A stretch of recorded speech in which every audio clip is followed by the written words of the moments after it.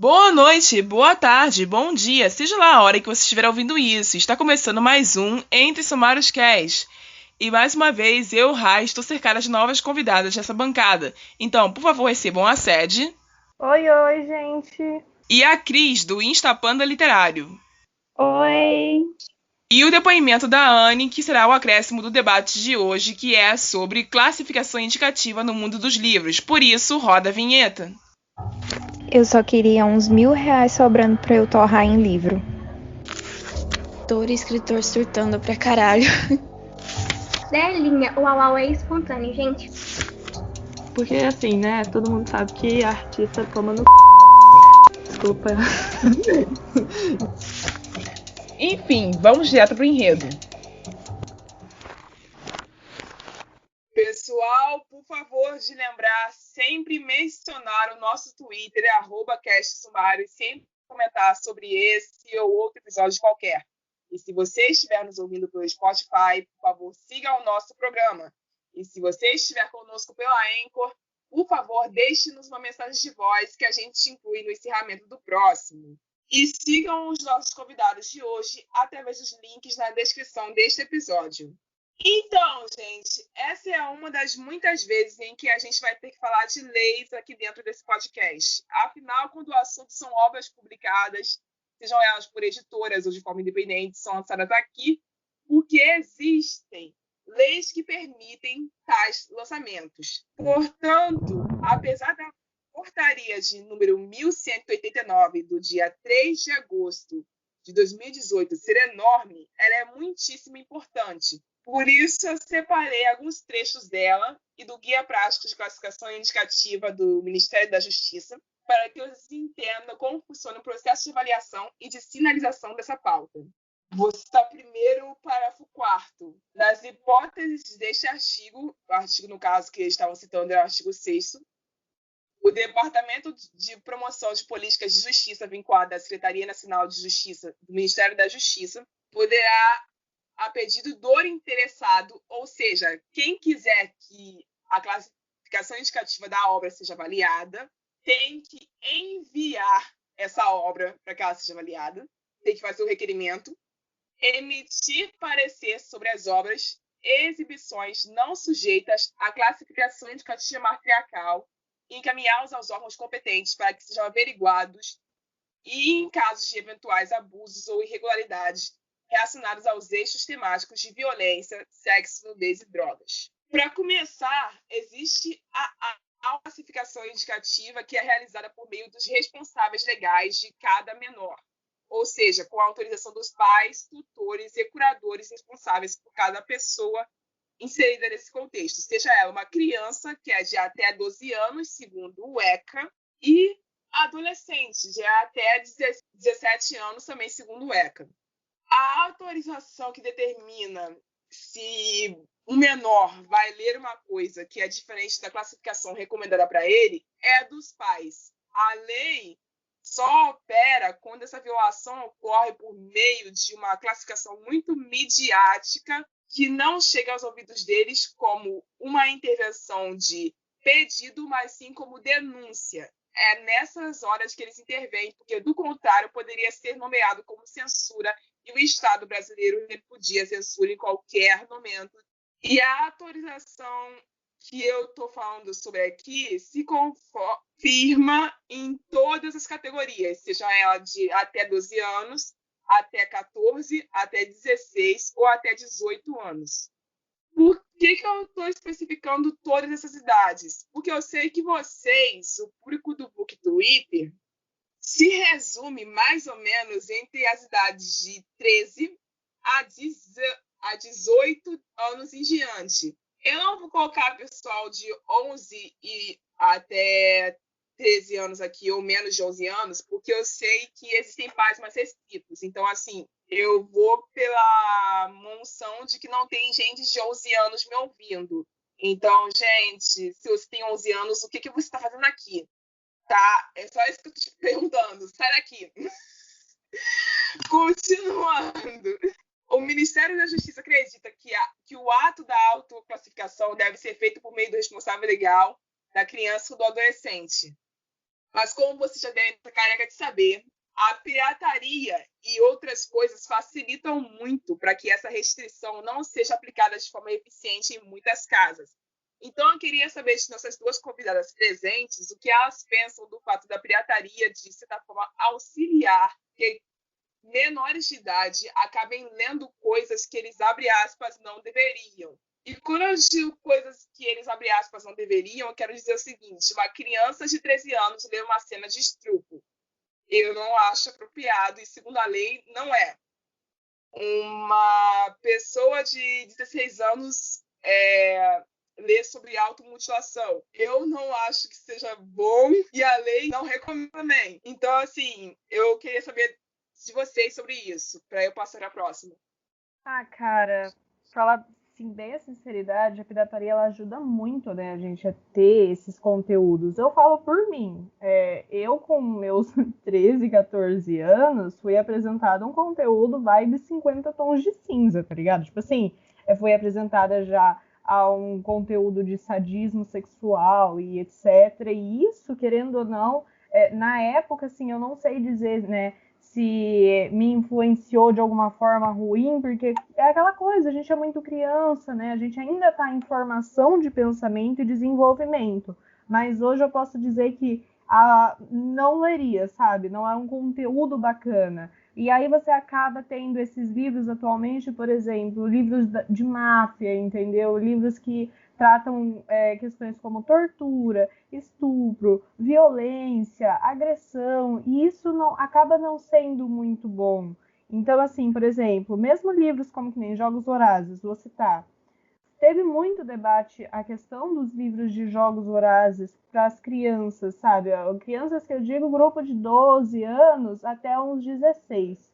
Então, assim, foi um debate muito grande. Nos Estados Unidos teve escolas que proibiram de ler os livros porque isso incentivava as crianças a brigarem entre si, sabe? Tipo, eu vi várias notícias de escolas que no intervalo os alunos ficavam brincando de querer se matar um ao outro, sabe? Tipo, pensa a vibe que fica a cabeça da criança, é um desenvolvimento. Não que Jogos Vorazes é uma leitura errada, não, mas tem muitos gatilhos que, assim, a gente em desenvolvimento não deveria pensar sobre eles. Tipo, questão de assassinato. Você com 13 anos vai definir se o assassinato é algo assim, tipo, você não tem noção se é muito ruim. É ruim, mas você não sabe a gravidade da situação. A gente não tem senso crítico, na verdade, zero senso crítico com 13, 14 anos. Não é querendo falar que as pessoas ouvintes aqui, elas não têm senso crítico. Não, gente, vocês estão aprendendo, sabe? Isso é uma evolução. Só que é aquilo, né? Quando a gente está aprendendo a ter esse tipo de influência, será que vale a pena?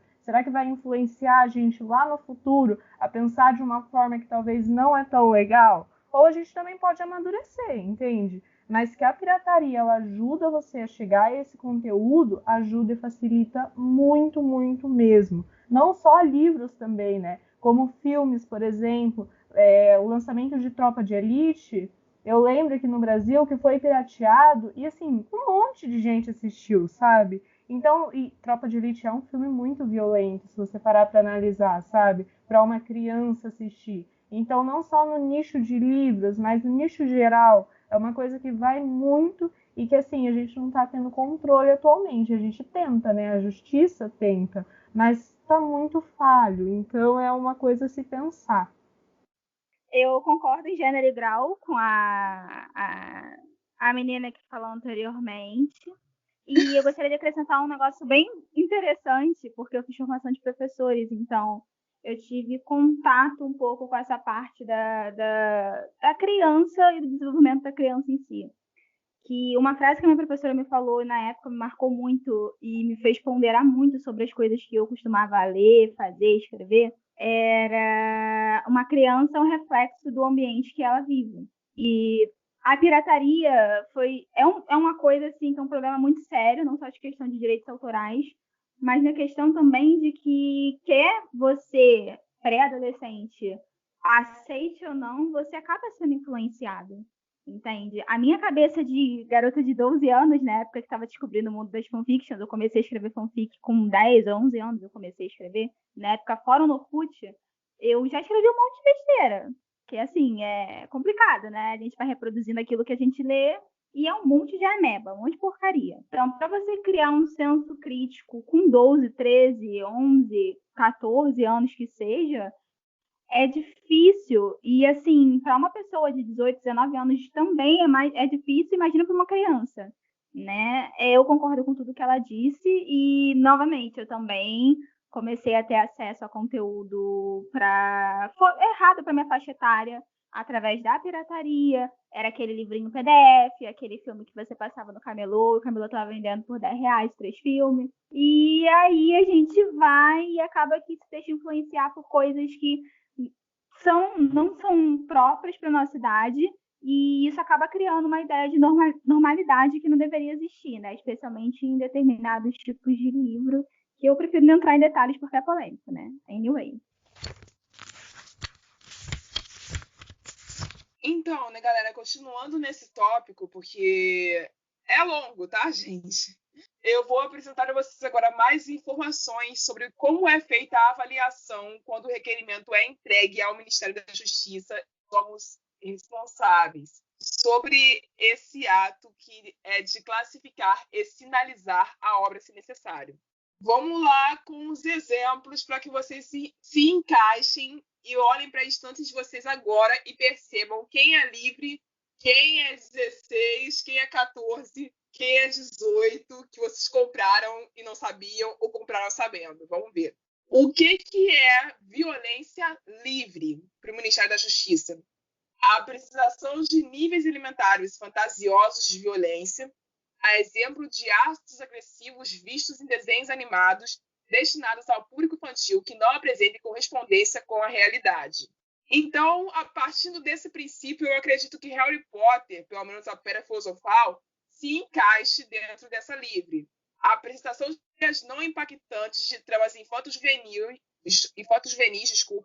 maniqueístas de luta do bem contra o mal que se coadunem com a realidade. Percy Jackson entra nesse segundo, acredito eu. Pelo menos o primeiro livro, que foi a única coisa que eu li de Percy Jackson. O resto eu não li.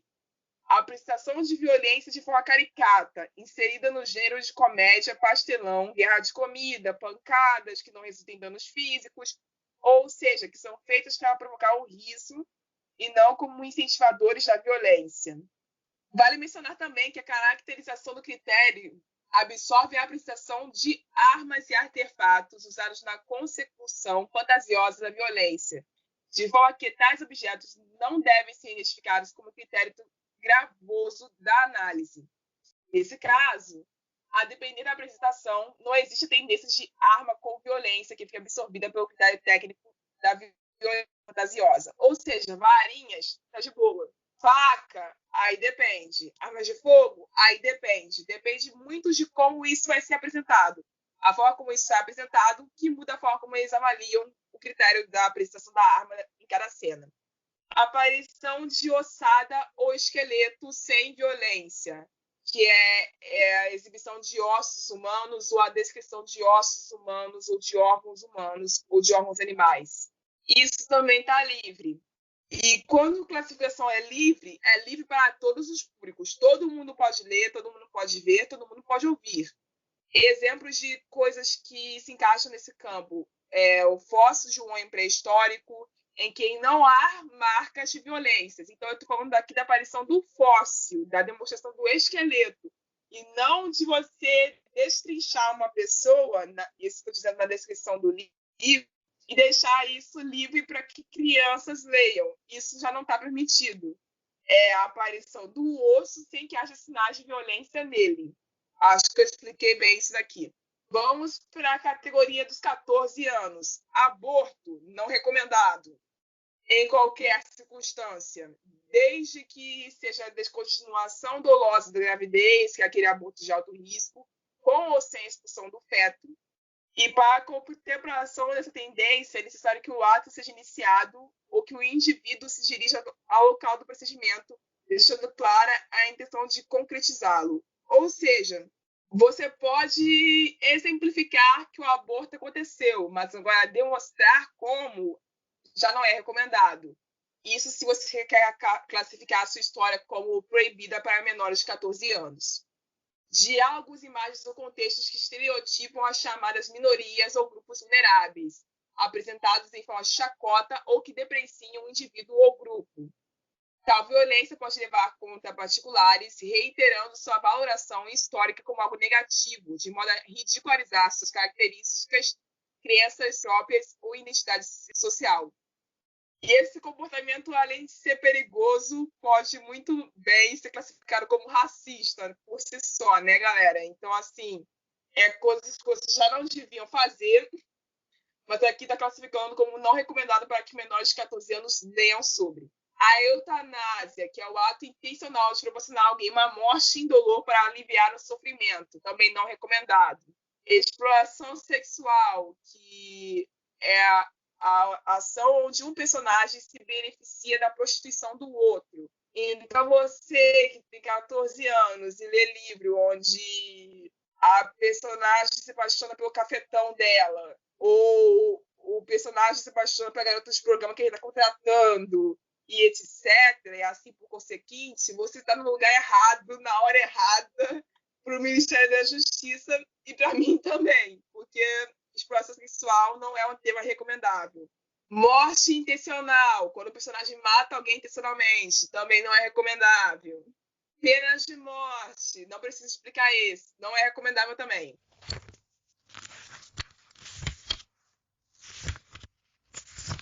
Para menores de 16, o ato de pedofilia não é recomendável. Crimes de ódio, como homofobia, racismo, etnicídio, hegemonismo, supremacia branca, ou qualquer outra, ou capacitismo, que é contra pessoas com deficiências, todos não são recomendados para menores de 16 anos que leiam. Demonstração de estupro e ou coação sexual, ou outros tipos de agressão sexuais, também não é recomendável para menores de 16 anos. Mutilação, como eu já disse anteriormente, suicídio também não é recomendado. Agora vamos para os 18. Para menores de 18 anos, não é recomendável a tortura, a violência gratuita ou a banalização dela, a crueldade, seja ela gráfica ou figurativa. Em casos de sexo e nudez, a livre só se aplica à nudez não erótica. Ou seja, você pode citar que o ato sexual aconteceu, seja ele de forma figurativa ou simplesmente citar a palavra sexo, qualquer outro sinônimo a ela, mas você não pode demonstrar com detalhes o que é essa nudez. Aí ela estará livre. Para menores de 12 anos, não é recomendado masturbação, nem linguagem chula, nem carícia, nem insinuação sexual, porque isso pode ser classificado facilmente como incentivo ou apologia à pedofilia. Simulação de sexo também está incluso entre os não recomendáveis para menores de 12 anos. Aos de 14, erotização, não está recomendável. Nudez explícita, também não recomendável. Prostituição, não recomendável. A relação sexual em si também não recomendável. Vulgaridade, também não. Para 16, reação sexual intensa, de longa duração, que apresenta qualquer modalidade, explícito ou não explícito. Para menores de 18 anos, o sexo explícito em todas as letras, que é tipo o Kama Sutra revisado, ou qualquer livro da Sylvia Day, ou qualquer livro da Ellie James. Situação sexual de forte impacto, a apresentação de atos ou situações sexuais como incesto, de primeiro grau, segundo grau, sexo grupal e fetiches violentos. Então, em resumo, é isso que a gente tinha para explicar para vocês hoje. No contexto das drogas, que eu acho que não interfere tanto, mas eu vou falar aqui porque tem o pessoal aí que é leitor já FTG, entre outros livros que falam sobre drogas, que falam sobre pessoas viciadas.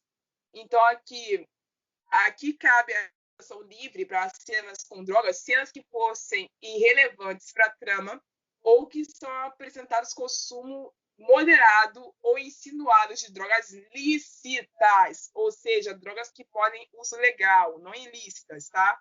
Não drogas ilegais, em situações sociais que sejam apresentadas em efeitos relacionados à ingestão, como é o caso da embriaguez, tá bom, gente? Então, assim, nem sempre a menção da droga em si não rotula aquela obra, no caso que a gente está falando de livros aqui, não recomendável para menores de 18 anos. Depende muito de como é apresentada a droga. É a mesma questão das armas que eu levantei lá em cima. Então, para menores de 14 anos, imagens, diálogos ou sinalizações de contextos onde entende-se que houve o consumo de drogas ilícitas ou legais, ainda pode. Agora, ilegais, nem pensar.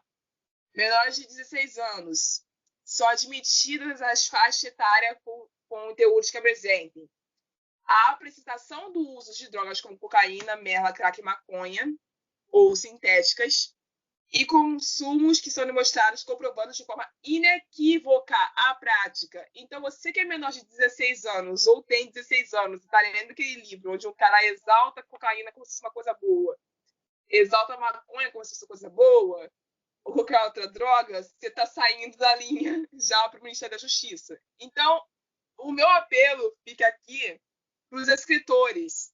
Sejam vocês independentes, sejam vocês contratados. Quando vocês forem escrever alguma coisa, avisa para a galera que está revisando o teu livro, ou até você mesmo, por favor, coloca na sinopse, livro não recomendado para menores de idade. Por que eu estou pedindo isso? Porque vai prevenir que muita gente passe sufoco. Porque, como a Sérgio disse aqui anteriormente, gatilho não vem escrito na testa da pessoa. Você nunca sabe quem vai ler essa história. Então, é melhor que você avise, antes de tudo, para que essa pessoa que for pegar essa história já vá ler sabendo o que ela pode encontrar e se ela deve ou não se afastar daquela obra. Se vocês quiserem falar alguma coisa agora, vocês podem. Esse negócio do gatilho que você citou é muito real, porque esses dias eu tava fazendo uma resenha, sabe, de jogos vorazes, que nem eu citei anteriormente.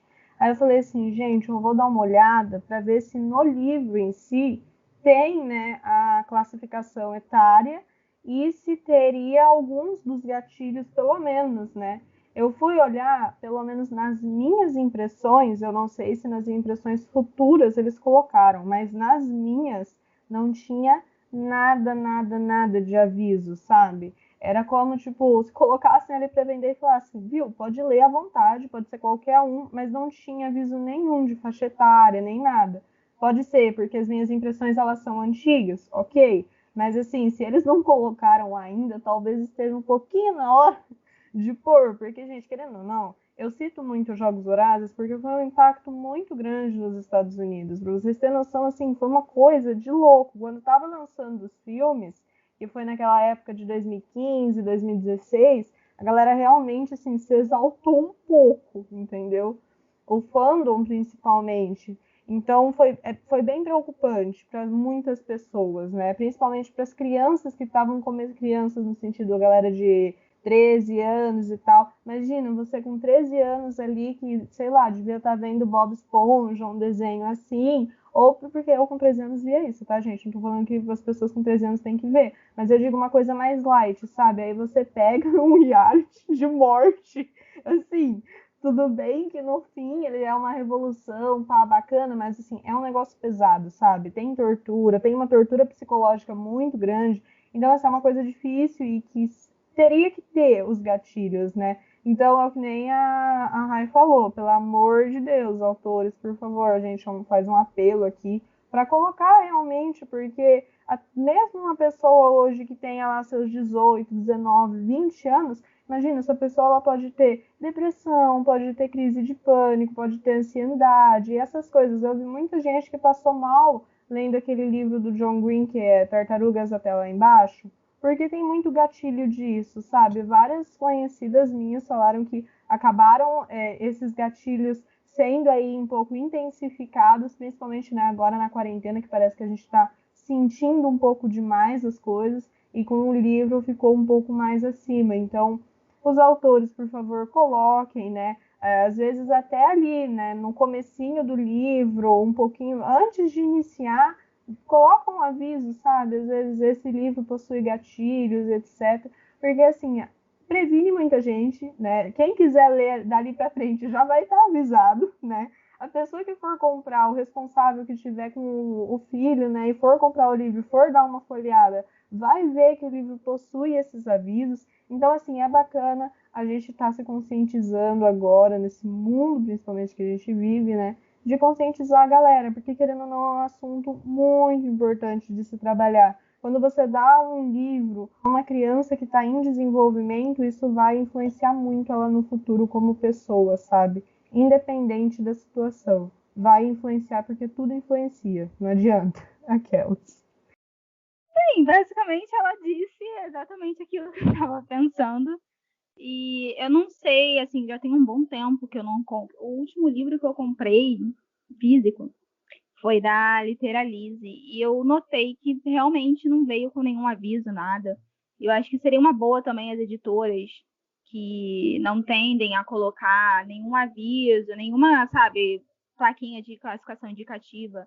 Seria uma boa também começarem as pessoas a cobrarem isso de ter, porque às vezes acontece que nem na época eu comprei um livro chamado Princesa de Papel, eu acho que é esse, que era um livro cheio de gatilho e eu fiquei bem assustada, porque era uma capa tão fofinha, tão inocente, uma capa tão bonitinha.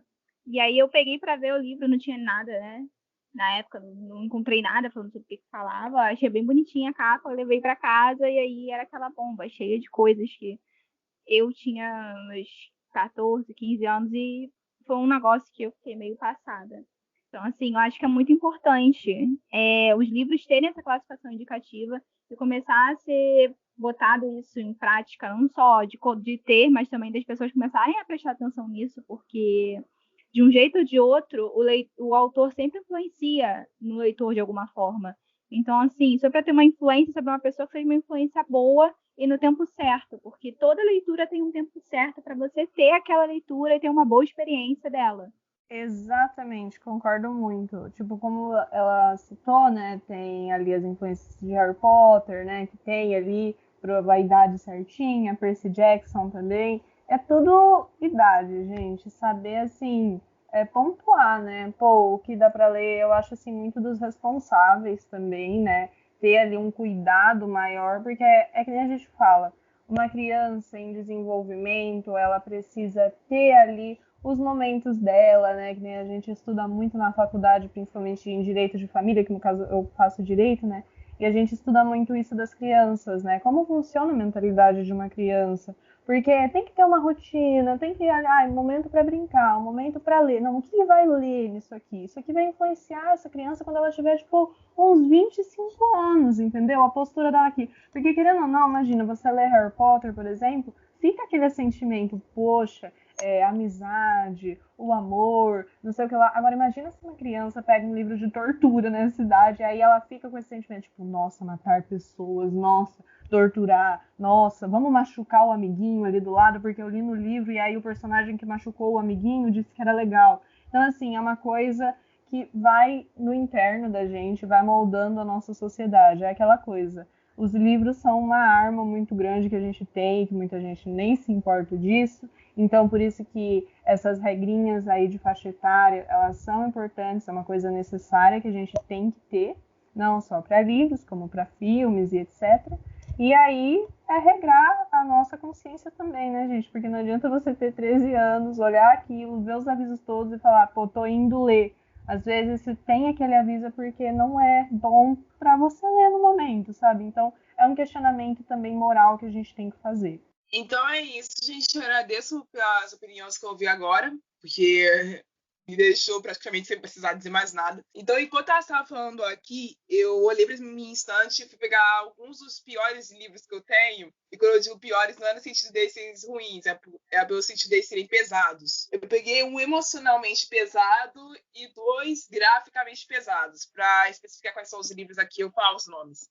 Eu peguei Medo Clássico, do Edgar Allan Poe, que é uma coletânea de contos escritas por um dos pais do horror. E eu lembrei que quando eu comprei ele na Amazon, ele não veio com aviso nenhum sobre gatilho na capa, nem na contracapa, nem aquela tarja que aparece em algumas livrarias, que eles colocam uma espécie de plástico em volta do livro e a idade fica carimbada ali em cima, não veio com nada. Mas na nota da tradutora, se você ler a nota da tradutora, se você abrir o livro, uma das primeiras coisas que você vai encontrar é a nota da tradutora desse livro, você vai encontrar ali mini avisos onde ela indica sobre o que cada conto fala e como cada conto foi escrito pelo Edgar a partir do que ela sabe sobre o Edgar. Então, esse tipo de coisa é pequeno, mas já ajuda.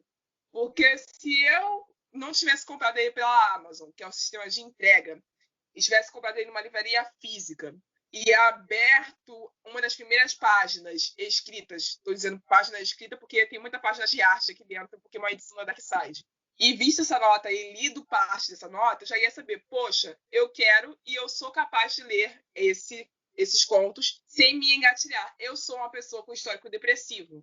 Há pouco tempo atrás que eu tenho feito isso, mas eu já estou fazendo, eu estou começando a ponderar o que eu leio, o que eu escuto e o que eu assisto. Porque todas essas coisas interferem no meu processo psicológico. Então, assim, se você sabe que você tem um histórico, primeiro, faz terapia. Eu não estou brincando, faça terapia. Segundo, se atente para o que você está lendo, para o que você está ouvindo e para o que você está assistindo, porque todas essas coisas interferem nesse processo. E eu lembrei que o Exorcista, eu comprei na Bienal de 2017, stand da HarperCollins Brasil, que é um dos melhores livros que eu já li na minha vida. Ele veio na hora que a pessoa estava embalando ele para eu levar para casa. Ela pegou um durex preto e envelopou o livro com o durex preto. E no durex preto vinha escrito cenas de violência gráfica, sexo explícito, insinuação sexual, linguajar nocivo e etc. Classificação proibida, não recomendada para menores de 16 anos. Quando eu peguei o livro e ele veio com a tarja, eu falei assim, beleza, eu tenho 19, eu posso ler esse negócio aqui, não vou me sentir culpada nem um pouco. Só que quando eu fui abrir e ler quais cenas eram essas, que eu já conhecia porque eu já tinha visto o filme, que é o Exorcista do William Peter Blatty, cara, foi ainda mais pesado que o filme. Os livros têm esse poder, eles são ainda mais profundos que os filmes que saem deles. E no livro tem as cenas que nem foram citadas sequer nas 3 versões que tiveram desse filme para o cinema. Então, assim, era um aviso necessário, tanto para mim, que tomei o susto depois, que sabia que eu ia encontrar coisa ruim, eu sabia que eu ia encontrar coisas tão pavorosas, e para as pessoas que compraram depois e antes de mim, que foram desavisadas, só foram pensando que era um livro de horror qualquer, mas não foram sabendo quem era o Exorcista. Então, é assim, gente, é um apelo para vocês, editoras e escritores. Por favor, avisem quando vocês forem lançar um livro. Avisem. Para começar o terceiro bloco dos debates, eu quero perguntar para vocês se alguma vez na vida de vocês leram um livro sem saber qual era a classificação indicativa dele, numa idade complicada, e como que vocês reagiram a isso? Porque eu tive a experiência de ler uma das primeiras coisas que eu li na vida. Eu lembro exatamente qual foi o livro. Cena de sexo explícito muito intensa quando eu tinha uns 15 anos, e eu não estava preparada para isso, nem um pouco. E a forma como eu reagi foi fechar o livro e simplesmente nunca mais olhar na cara dele. Eu só fui reler a história quando eu fiz 17 anos, eu acho. Mas ali eu simplesmente fingi que ele não existia mais. Como é que vocês reagiram a isso quando foi a vez de vocês? Vocês já passaram por esse tipo de coisa? Claramente, eu, aos meus 13 anos, quando uma amiga minha, aquelas, né, influência, olha como que funciona, né, gente? Uma amiga minha veio e falou de um livro de um relacionamento que era muito legal. E aí eu fiquei, tipo, eu tava começando a me iniciar na vida bookstã, sabe? E aí eu fiquei tipo, nossa, que massa e tal, qual o livro? Ela, pô, 50 tons de cinza, você não tem noção, o relacionamento é muito bacana, nananã, o cara é incrível. Eu falei assim, nossa, eu preciso ler uma fanfic, que ela estava acostumada, né? E também não estava errada na parte da fanfic, enfim, as indiretas. Daí eu peguei, e eu sempre tinha visto, assim, os livros de 50 tons no mercado para vender, porque foi a época do estouro, né, 2013, 2014, 2015, ali, principalmente quando tava o livro, foi nessa época, mais ou menos, que um livro virando filme foi o estouro.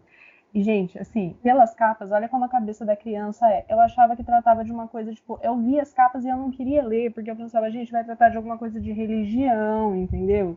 Essas coisas que essas gravatas, esses negócios, é preto e branco, não é uma capa tipo Harry Potter toda colorida, sabe? É uma coisa mais assim, vai tratar de padre, um treco bem mais chato, sabe? Eu imaginava isso, era a minha cabeça de 13 anos. E aí eu comecei a ler, e o livro, ele fica pesado a partir, tipo, o primeiro, no caso, né? Ele vai ficar pesado a partir da página 100, mais ou menos, daí pra frente, que é quando eles começam a ter aquele contrato de relacionamento que hoje, assim, pelo amor de Deus, né? Ânsias de vômitos aqui. Mas aí, sabe quando você começa a ler? E aí eu presa naquela ideia de um relacionamento super bacana, porque pra mim, naquela época de 13 anos, o relacionamento da Anastácia com o Christian era super saudável, assim, vocês não têm noção. Pra mim, era o ápice do relacionamento, entendeu? E aí, tipo, pra mim, eu presa naquela ideia de relacionamento, e a escrita também da autora, ela acaba induzindo você a gostar do relacionamento dos dois. E aí eu continuei lendo. Nas cenas que tinha o sexo explícito, eu li algumas, que é a primeira cena dela, né? Que é a Anastácia perdendo ali a virgindade. Eu fiquei, tipo, já... Sabe quando você fica meio, tipo, eita, caralho, o que aconteceu aqui? E aí eu continuei a leitura porque eu queria saber o que ia acontecer com a Anastácia, com o Christian, aquela coisa toda. E aí as cenas de sexo explícito eu pulava. Então eu chegava nessas cenas, eu pulava, sabe? Eu via que ia começar...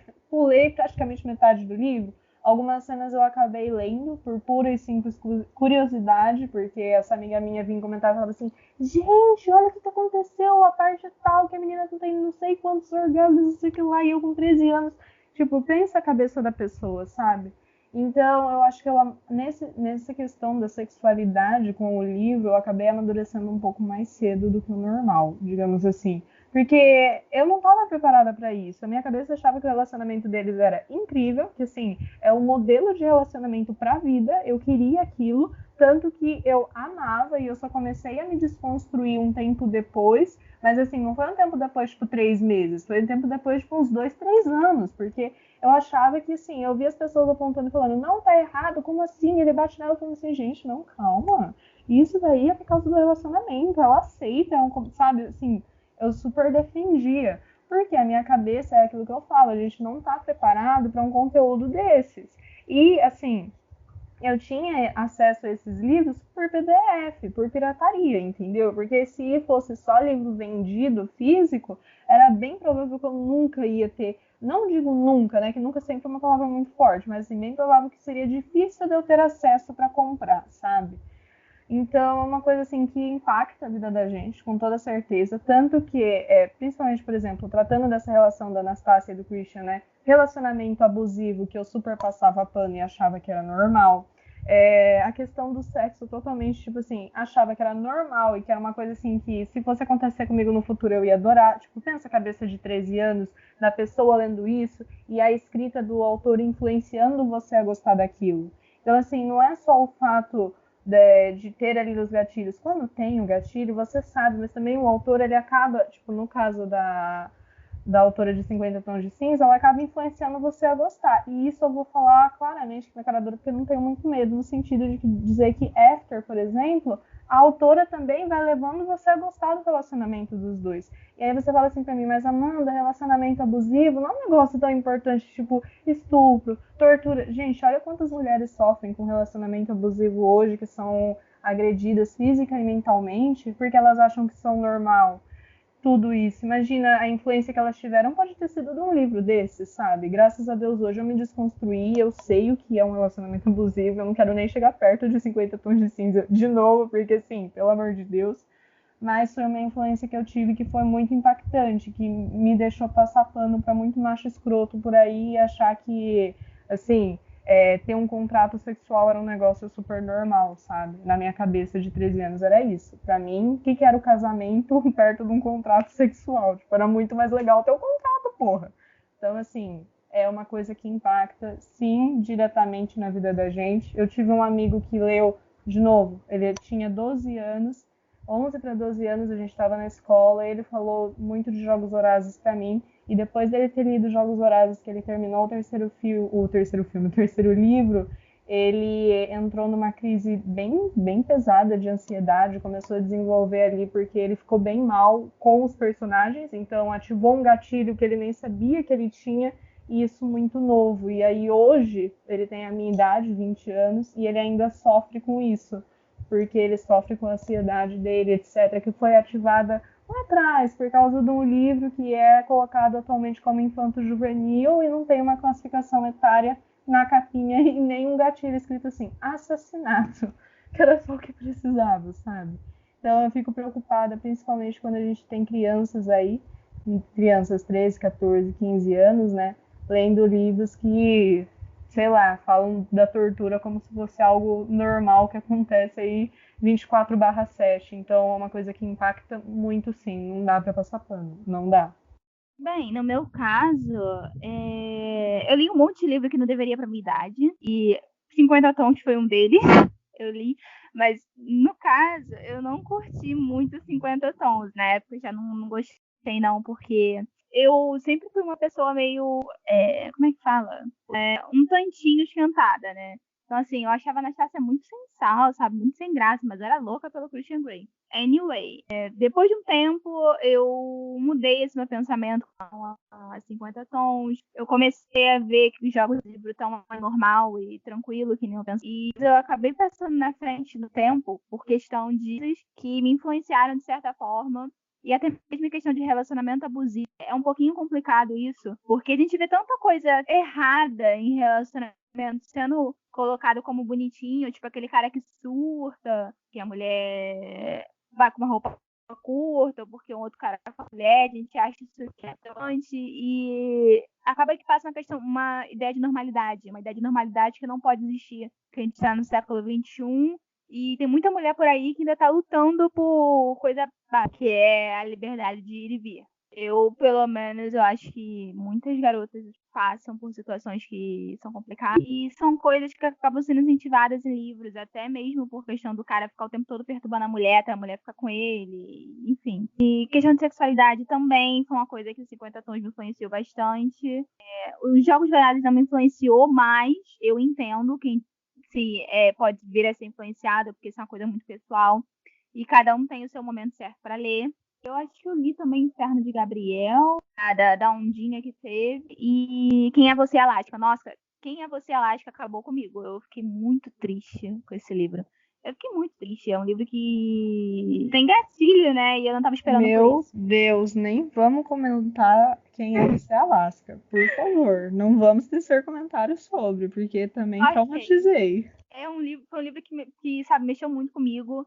E com relação à minha iniciação na literatura, não foi uma iniciação muito normal, porque a minha professora de literatura na época me botou para ler Dom Casmurro. E eu fiquei muito revoltada, porque eu queria saber se ela tinha traído ou não. E aí eu comecei a ler, e minha professora de literatura nunca se ligou muito no que eu lia, então eu lia livros para o ensino médio, para o final do ginásio, que era para eles, eu pegava lá para ler e saía lendo. Então, assim, hoje em dia eu vejo o quanto me prejudicou e eu acho que é bem importante, sim, a classificação dos livros, não por uma questão de a pessoa tem que ter ali porque é obrigatório por lei. Não, é por uma questão de quem vai ler tem que saber o que está ali, porque o que não me impacta pode impactar o próximo. Eu sou a Anne, ou como alguns me conhecem, Kailane. Também respondo por Kai. Você realmente é a escolha de vocês, como pretendem me chamar. E eu sou @/Sparkles no Twitter. Também sou @7livros no Instagram. Sobre o assunto, eu acho que um livro que eu comprei que não tinha classificação e eu não fazia ideia era Perdida, da Karina Ricci, que foi meu livro preferido durante muitos anos. E eu tenho um apego emocional enorme com a escritora. E quando eu comprei, eu tinha 12 para 13 anos. Eu tava na 7ª série, então eu tinha acho que 13 anos. Por volta de 13 anos, mais ou menos, que eu tinha. E no livro tem várias cenas de sexo.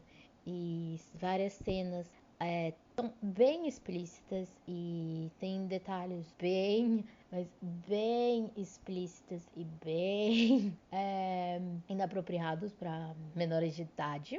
E eu lembro que quando eu li aquela cena, eu me senti muito desconfortável. Eu achei muito estranho, porque assim, apesar de ser um assunto que eu sempre tratei com naturalidade, é um baque quando você tem um contato direto. E marca nossas vidas de uma forma negativa na maioria das vezes, como foi o meu caso, porque eu tava lendo o livro e eu tava na escola e eu tava com medo das pessoas verem o que eu tava lendo e acharem que eu era impura, alguma coisa assim.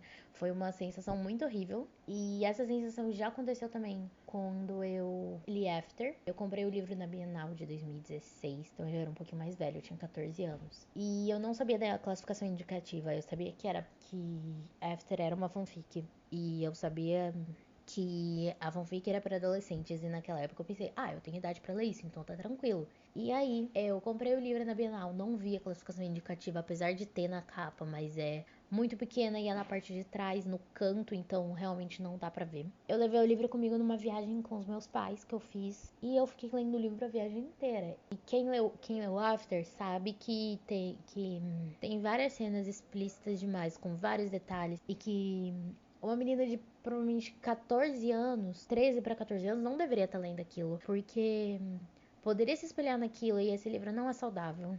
Todo mundo já sabe disso, mas especificamente cenas de sexo me deixaram muito constrangidas. E minha mãe queria saber o que eu tava lendo, queria ler também, porque eu tava muito entretida na história mesmo. Apesar de me sentir desconfortável lendo, eu queria ler mais, eu queria saber mais, porque eu tinha muita curiosidade. Foi um momento interessante, porque eu lembro do processo inteiro de estar lendo. Eu lembro como eu tinha medo das pessoas pegarem o livro. E eu acho que debates de classificação indicativas são realmente importantes, porque pode prevenir possíveis traumas. Felizmente eu não tive nenhuma dessas duas experiências me marcou profundamente, e eu tenho problemas com essas leituras agora. Mas é um debate muito importante, que eu acho que a classificação indicativa é realmente necessária, principalmente não só por conta de sexo, mas também porque alguns livros têm cenas extremamente violentas que podem te fazer mal. Que é um caso de um livro que eu li, que é do Paulo Coelho, que tem cenas da época da ditadura, da tortura. Chama Hip, é uma biografia dele. E tem cenas extremamente pesadas e muito fortes, e que você tem que ter estômago pra ler. E livros assim, eu acho que deveria ter classificação indicativa. E esse debate é muito importante. Eu queria agradecer, reforçar que esse debate é muito importante.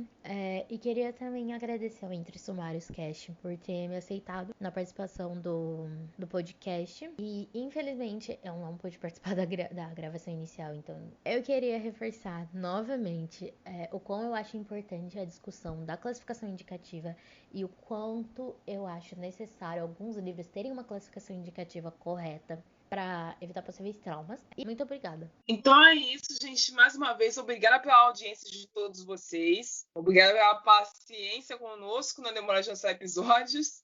Por favor, ouçam os outros episódios se vocês ainda não ouviram, e continuem nos acompanhando na nossa programação. Eu sou a Rai. Eu sou a Cris. E nós te damos um tchau. Está encerrado o Entre Sumários Cast.